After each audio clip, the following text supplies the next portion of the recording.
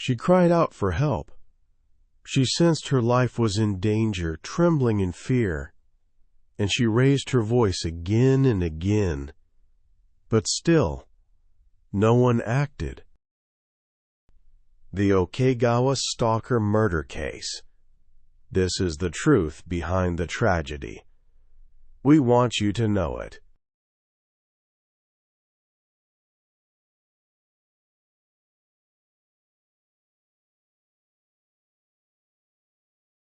October 26th, 1999.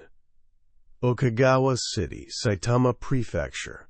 That afternoon, in front of Okegawa Station's west exit, a tragedy unfolded. Ayumi Sato, pseudonym, a 21-year-old university student.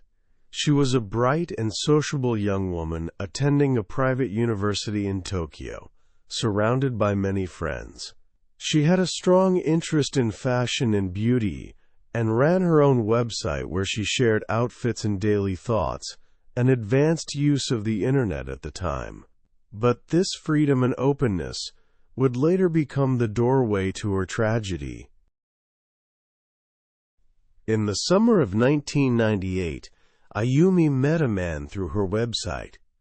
That man was the perpetrator, referred to as A. A lived in the suburbs of Tokyo and was born into a family running a small business. He was 5 years older than Ayumi. He seemed neat, courteous, and appeared sincere at first.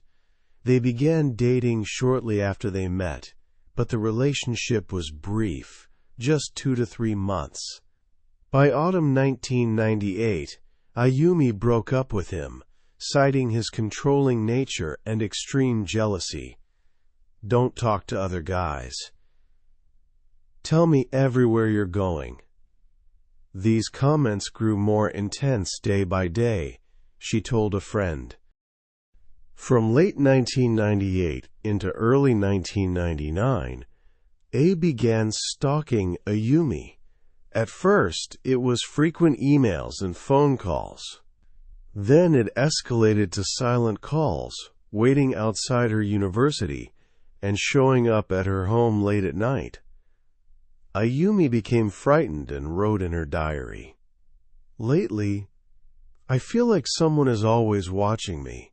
At the station, at school, everywhere. I feel uneasy." It's clear that she was being pushed to her psychological limits.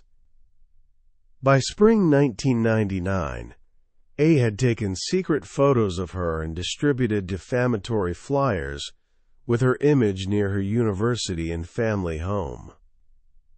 Around this time, A involved his younger brother and friends to form a harassment group. A personal grudge and desire for revenge had turned into a calculated criminal plan. A's younger brother had a personality that made him unable to disobey. He followed orders, staking out the university, tailing Ayumi, and reporting her daily activities to his older brother.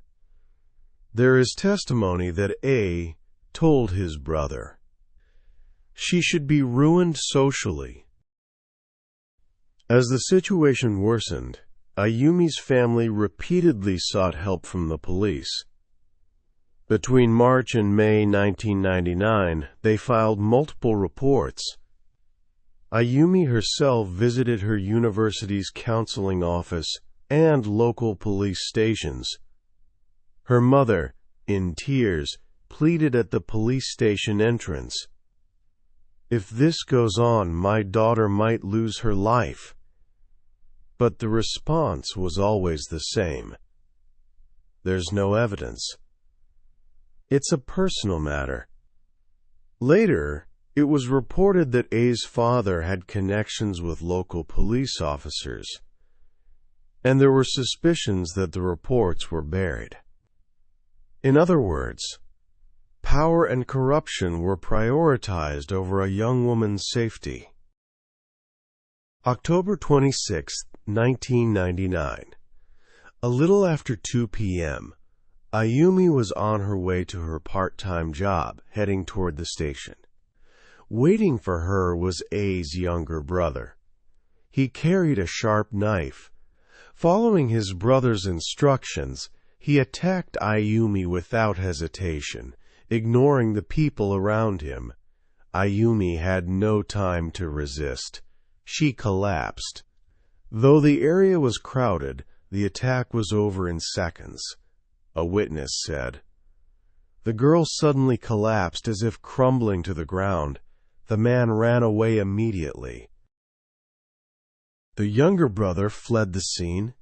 He was arrested days later and confessed it was under A's orders. A was also arrested but claimed, "I didn't do it myself." Still, ordering and planning a murder is a grave crime. Public outrage surged.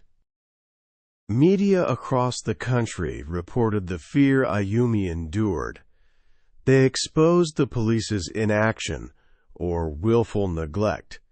TV shows led with the story daily. Headlines screamed, "Left to die, man-made disaster." Ayumi's mother said to the media, "My daughter asked for help. Over and over again she pleaded, but no one moved." That statement pierced the hearts of viewers nationwide. In response, Japanese society began to change. In 2000, the stalker regulation law was enacted. For the first time, persistent harassment was clearly defined as illegal. Police were now required to act promptly. An internal police review followed, and senior officials were disciplined. But no matter how many systems are improved, a life once lost cannot be returned. Ayumi was a young woman full of hope and determination to build her own future. She had dreams of working in fashion or beauty. Her diary was filled with casual chats with friends and entries about her favorite outfits. Those dreams and hopes were taken by a society that turned away and by corruption that chose to stay silent. Why couldn't she be protected? Why was she ignored? If someone had acted, she might still be alive. That regret still haunts those she left behind. This is not just a story from the past. Even now, someone may be crying out for help. We must not overlook it. To prevent this kind of tragedy from ever happening again, we must never forget this case.